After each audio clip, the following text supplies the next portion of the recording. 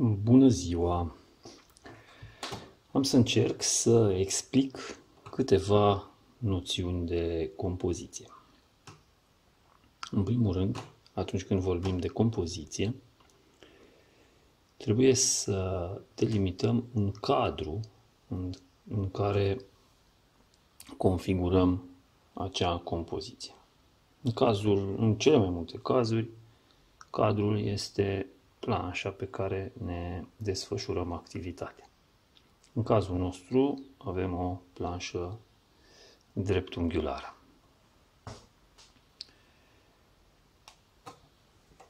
Voi începe prin a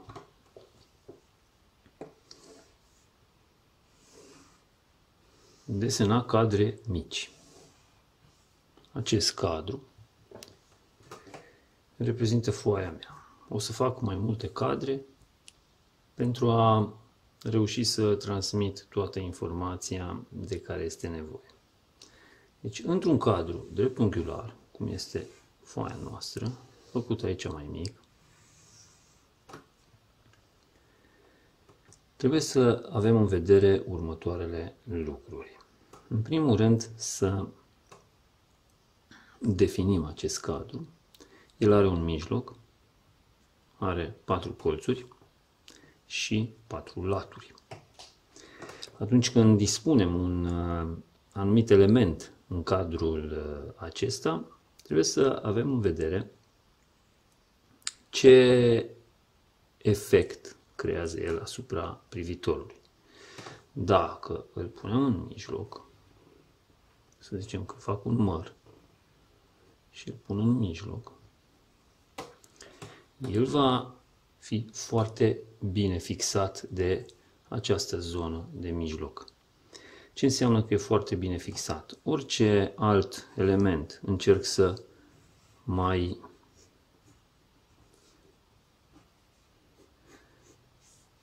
mai desenez, eu știu, să zicem un pahar, da? O sticlă,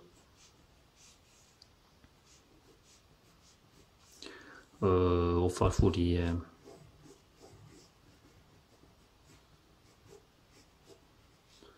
o lingură în acea farfurie și orice altceva.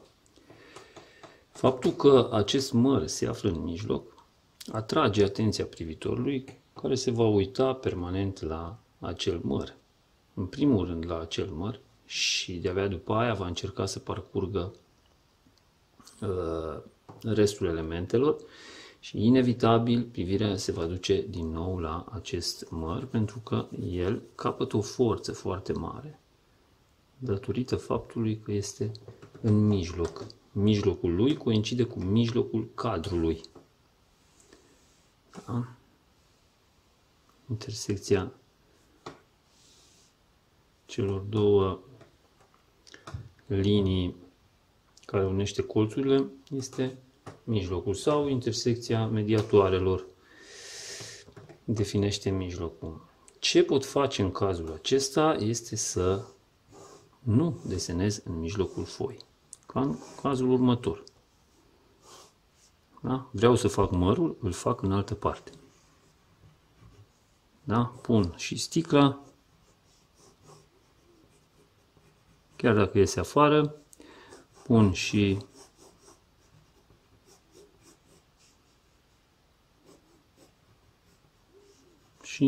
paharul sau can sau ce este. În acest caz, mijlocul nu mai este ocupat și pot privi toate elementele fără să mă deranjeze acea fixație pe care am greșit-o la început. La fel precum are forță mijlocul cadrului, și colțurile au o forță de atracție foarte mare. Vorbim aici despre forța de atracție a privirii.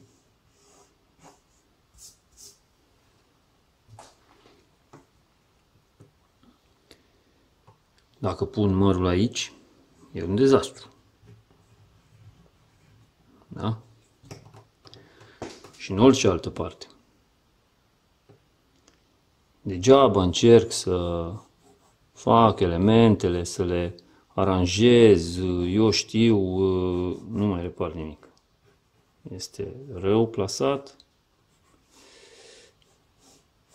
Zicem că aici încerc să echilibrez cumva compoziția. Mărul ăsta va atrage în primul rând privirea. De ce? Pentru că este în colț și acea verticală cu orizontala, da? Latura verticală cu orizontala, împreună cu el, creează un centru de atracție vizuală. O altă situație de dispunere a elementelor. Liniile nu trebuie să se termine în colț. Iarăși legat de colț, dacă am o linie, nu sfârșesc cu ea în colț. În nicio formă, nici așa, nici așa. De ce? Pentru că ochiul parcurge această linie care se întâlnește cu latura verticală și cu latura orizontală și formează o zonă de interes care destabilizează echilibrul compoziției. Ce pot fi aceste linii? Pot să fie, eu știu, străzi, pot să fie margini de mobilier, pot să fie anumite colțuri sau laturi de clădiri. Depinde ce aleg să fac în compoziție. O altă situație în care trebuie să fim atenți cum dispunem lucrurile este plasarea elementelor foarte aproape de margine. Niciodată, dacă vreau să pun un element, nu-l pun pe margine. De exemplu, o casă. Da? Am aici o casă.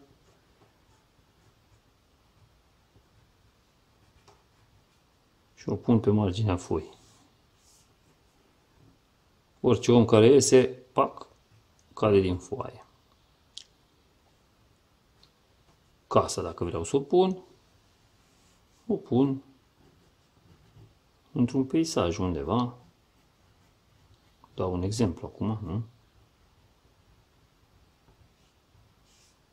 Și îi fac un drum și îi mai... Deci, nu aici. Soarele nu îl pun în colț.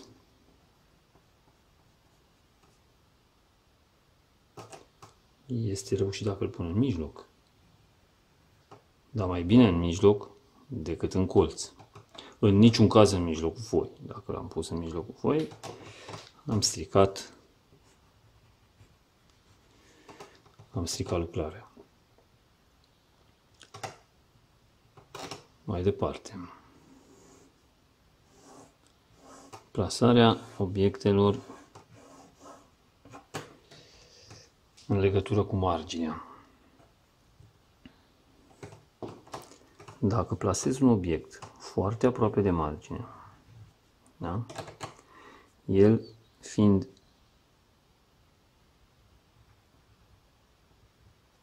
aproape aici de margine, privirea celui care parcurge compoziția va face legătură cu marginea. Va trebui în partea opusă să compensez această situație. Să plasez un obiect care să fie plasat în partea opusă și să echilibreze. Ăsta iese aici, ăsta altul iese aici.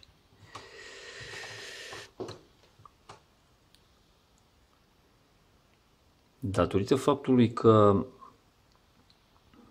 în civilizația noastră europeană suntem învățați să citim de la stânga la dreapta,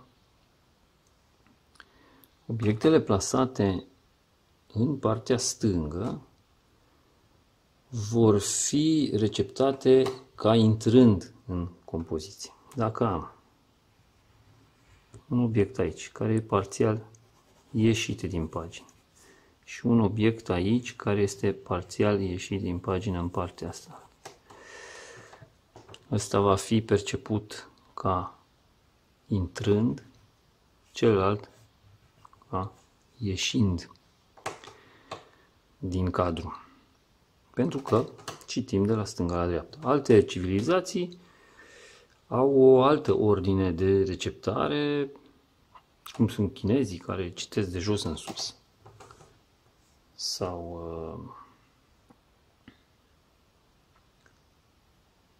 arabii, nu? De la dreapta la stânga.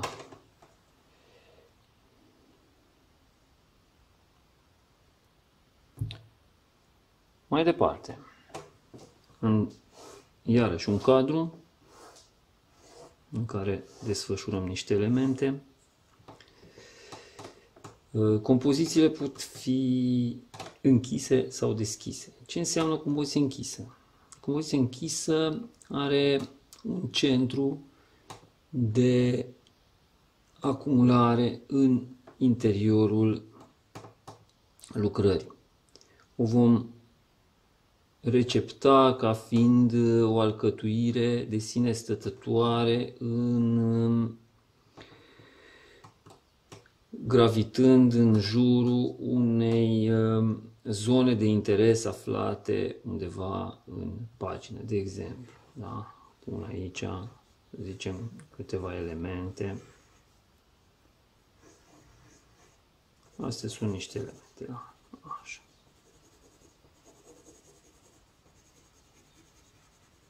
Asta este o compoziție închisă. Să zicem că mai pun un element în spate. Asta e o compoziție închisă, pentru că ele stau într-o zonă, toate.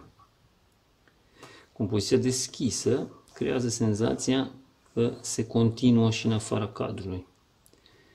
Încerc să desfășor o compoziție deschisă.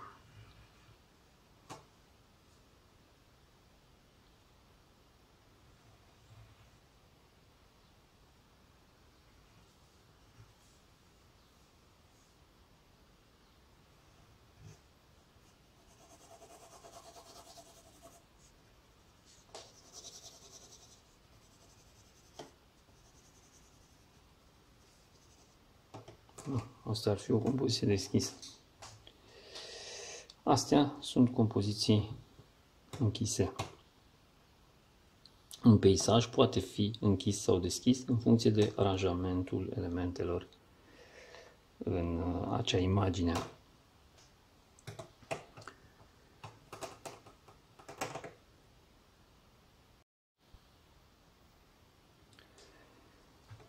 Ce aș mai putea să spun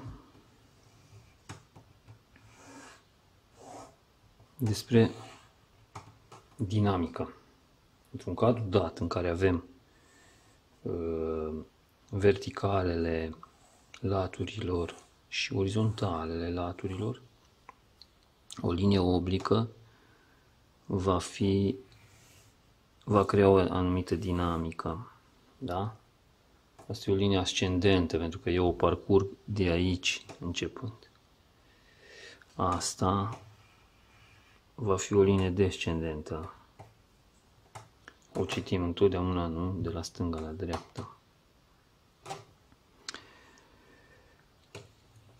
Asta este o linie pe care ochiul se plimbă de sus în jos. Depinde ce anume, unde o folosesc, ce pun pe ea ca să fie. Dacă, de exemplu, pun un element aici, ea va avea o tendință ascendentă.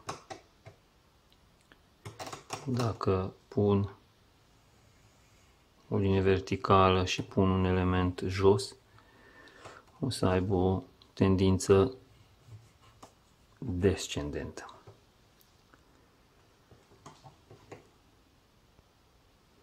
La ce folosesc aceste ascendențe și descendențe?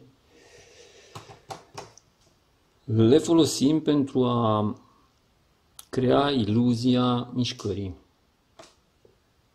pentru a conduce privitorul pe anumite zone din compoziție.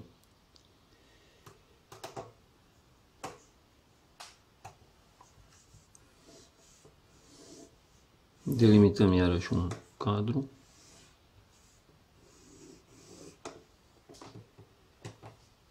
Și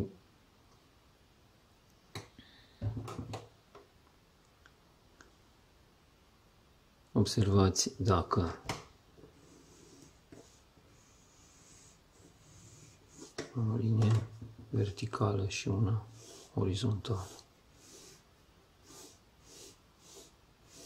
Rezultatul situației este static. Deci avem o reprezentare statică. Dacă vreau să creez o situație dinamică, trebuie doar să răstorn puțin lucrurile.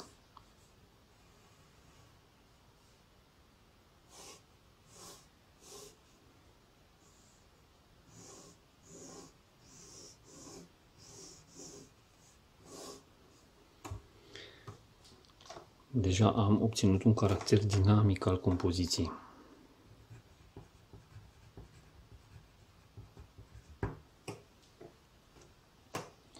Trebuie să fim foarte atenți atunci când reprezentăm anumite lucruri în cadru.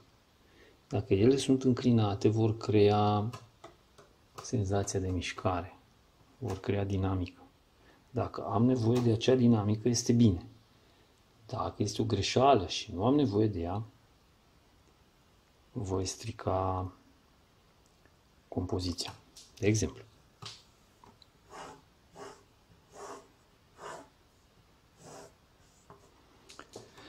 am o natură statică cu obiecte înalte, sau cel puțin un obiect înalt.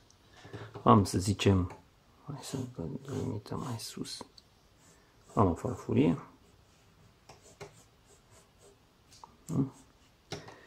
Și am o sticlă pe care, din greșeală,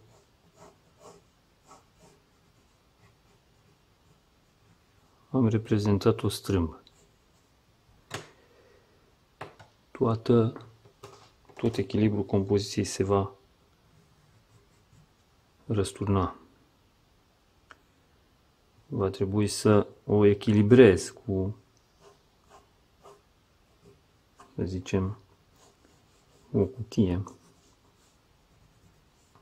Și atunci asta trage în partea asta altă.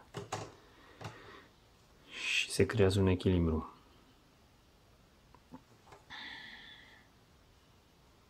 Mai punem aici și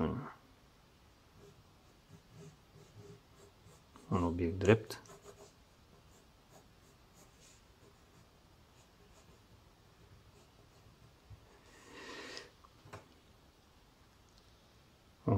Dacă scot asta, este dezechilibrată.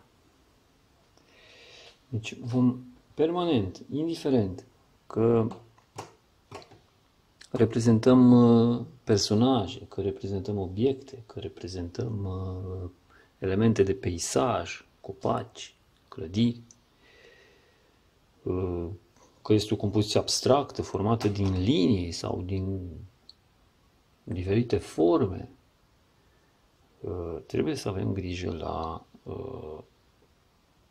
echilibrul ei prin acest dinamism creat de linii, prin acea dispunere a elementelor mai distanțate sau mai apropiate de margini, de colțuri sau de centrul cadrului compozițional.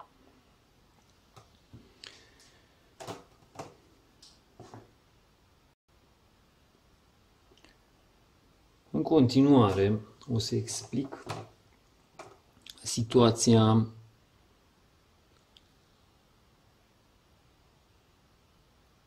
mărimilor și a ritmurilor.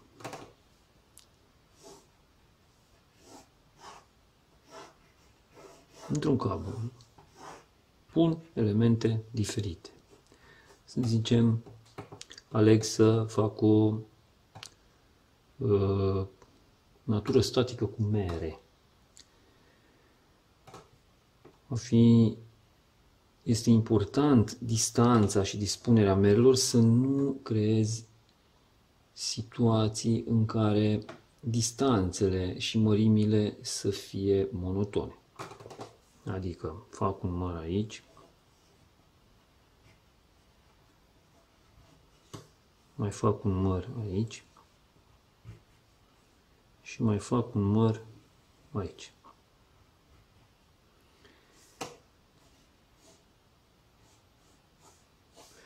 Observați că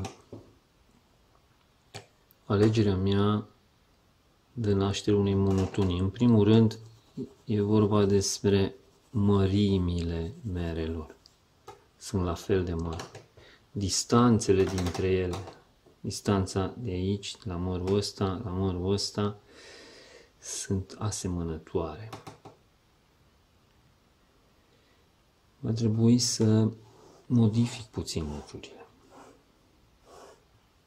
Toate 1, 2, 3 cozile sunt la fel.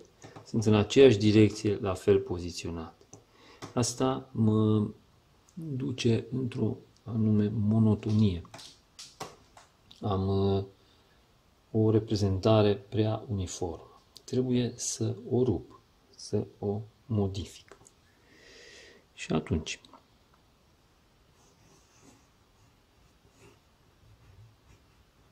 pun un măr așa. Pun un alt măr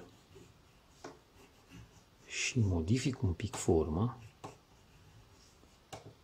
Și al treilea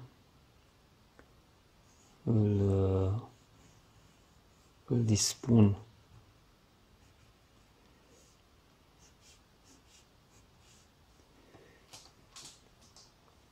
deja aici am o altfel de alcătuire.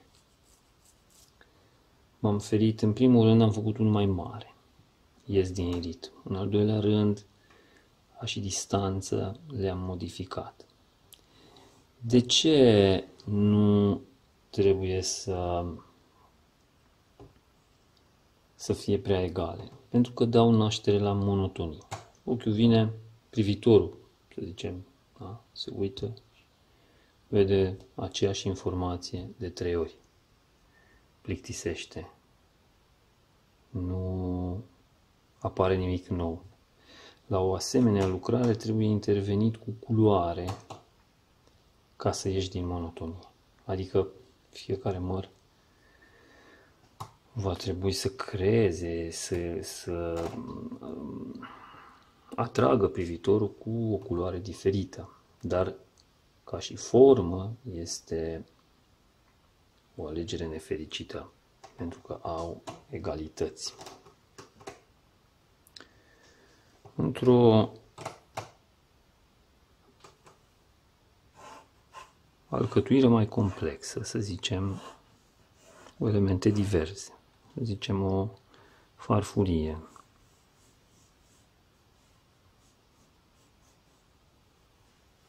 O farfurie,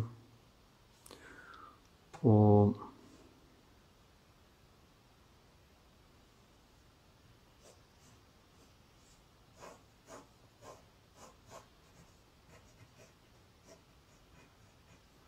sticlă în care e bine să pun lichid ca să nu fie goală. Dacă e goală, este un întreg care nu oferă prea multă informație și ca să nu fie plictisitor, pun niște lichid în ea. În orice caz, nu exact la jumate, puțin mai mult de jumate sau mai jos de jumate. Nu o pun nici plină, nici goală. Și aici, cu astea două elemente, compoziția e săracă. Va trebui să mai pun ceva. Un element care să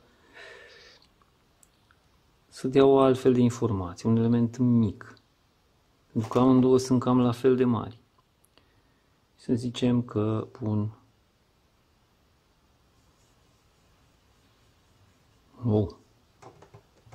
nu-l pun la aceeași distanță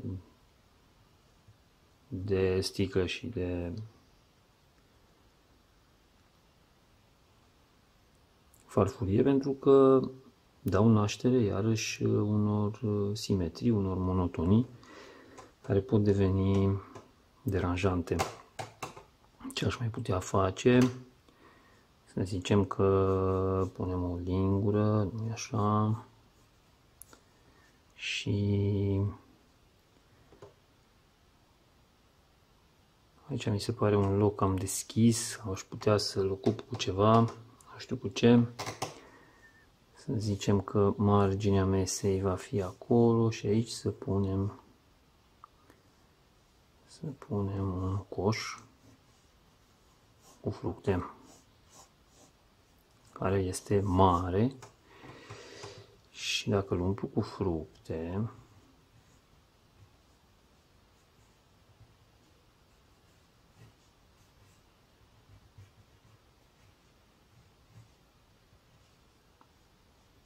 va deveni și mai mare. Aici am niște elemente mici care mă scot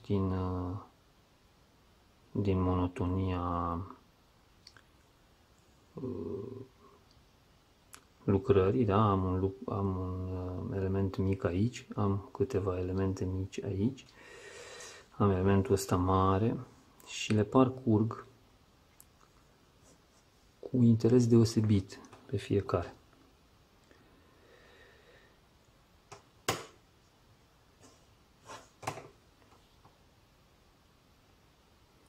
Observăm în această alcătuire că dinamica nu este prea mare, spre deosebire de cea de sus, pentru că nu avem linii înclinate. Singura linie înclinată este acest obiect, și anume lingura. Și înclinarea ei o parcurg ascendent, mă duce la sticlă, sticla este verticală, da?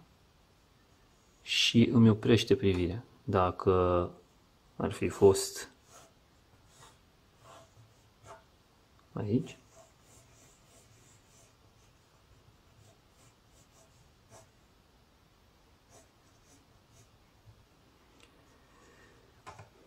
ar fi fost mai rău. Da? Dar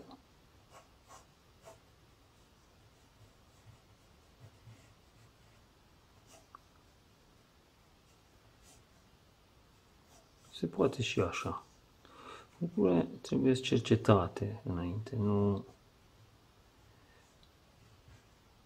există rețete în artă.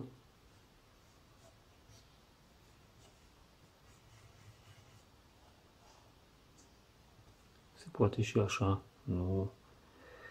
Totul e să nu atingă marginea. Dacă se apropie foarte tare de margine, e posibil să ne scoată privirea afară.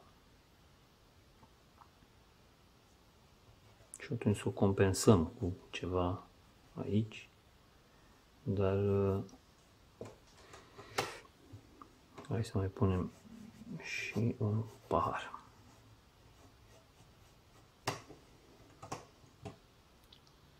Asta e.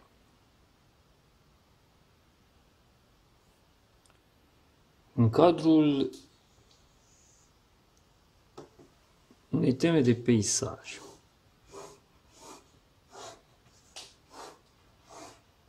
da? Aranjăm lucrurile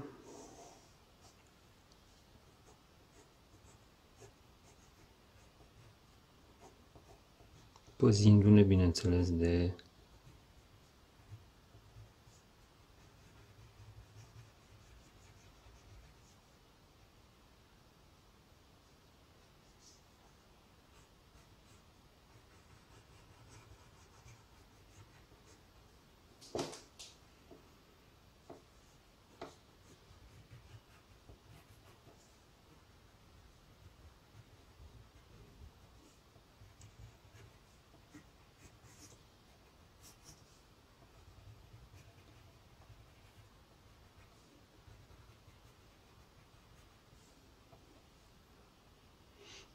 ce am făcut?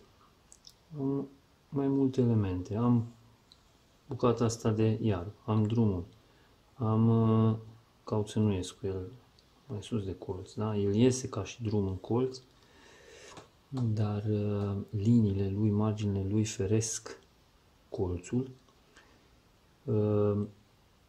Copacii, e vorba despre ritmurile create, unde pun în distanța asta, nu am pus-o la mijloc, încerc să nu împart în mijloc nimic.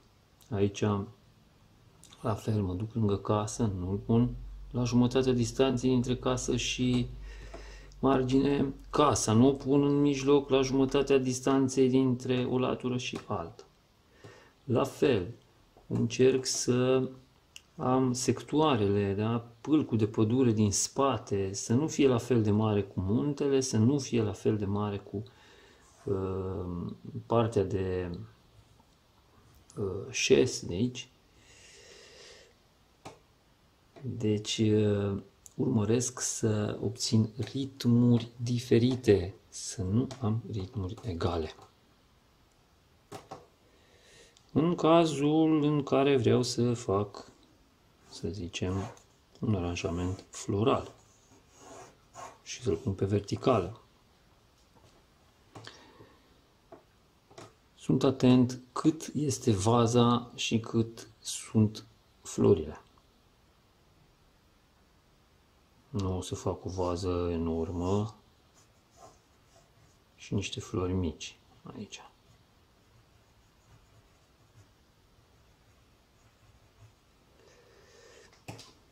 Va trebui să aleg cu atenție unde sfârșesc acea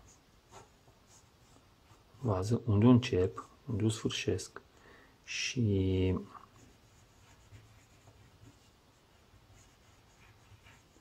cât de mari fac florile, să păstrez un echilibru